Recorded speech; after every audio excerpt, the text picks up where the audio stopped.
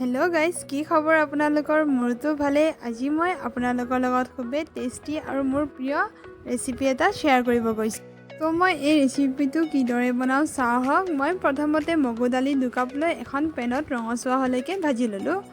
ভাজি থকাৰ পিছত মই এটা বইল বাতিত লৈ তাতে 15-20 মিনিটৰ কাৰণে পানী দি তিয়াই থ'লোঁ সেই মগু দালিখিনি। এখন কেৰাহীত মই তেল লৈ 2টা মিডিয়াম চাইজৰ কাটি থোৱা পিঁয়াজ 2টামান লৈ ভাজি থাকিলোঁ। তাৰপিছত মই সোৱাদ অনুসৰি নিমখ দিলোঁ। নিমখ দি আৰু অলপমান ভাজিলোঁ। তাৰপিছত মই আদা নহৰু পেষ্ট অলপ দিলোঁ। আদা নহৰু পেষ্ট দি তাৰ কেঁচা গোন্ধ যোৱালৈকে মই ভাজি থাকিলোঁ। ভাজাৰ পিছত মই তাতে 2টামান লং আৰু এলাচি এড কৰি দিলোঁ। এলাচি এড কৰাৰ পিছত জলকীয়া গুড়ি, হালধি গুড়ি আৰু অলপমান জিৰা গুড়ি দি পানী অলপ দি তাতে মই মছলাটো ভুনি থাকিলোঁ। মছলাটো যেতিয়া ভুনা হ'ল তেতিয়া মই ঢাকনখন মাৰি সেই পানীটো শুকাব দিছোঁ আৰু তাৰ তেলটো ফুটি আহিব দিছোঁ। তেলটো ফুটি অহাৰ পিছত সেই মগু দালিখিনি মই এড কৰি দিলোঁ।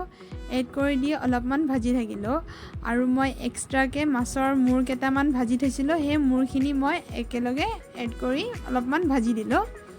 ভাজি দিয়াৰ পিছত সেই পানীটো মই শুকাব দিলোঁ। শুকোৱাৰ পিছত মই আৰু অলপমান পানী দি পৰিমাণ মতে পানী দি দিলোঁ। পৰিমাণ মতে পানী দি উতল অহালৈকে অপেক্ষা কৰিলোঁ। উতল অহাৰ পিছত মই শেষত কেঁচা জলকীয়া কেইটামান ছিঙি দিলোঁ। তাৰ কেঁচা জলকীয়া শেষত দিলে গোন্ধটো ধুনীয়া আহে।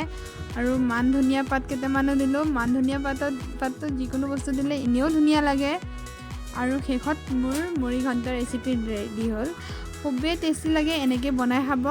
আৰু মোৰ ৰেচিপিটো যদি ভাল লাগিছে লাইক, শ্বেয়াৰ এণ্ড ছাবস্ক্ৰাইব কৰিবলৈ একেবাৰে নাপাহৰিব।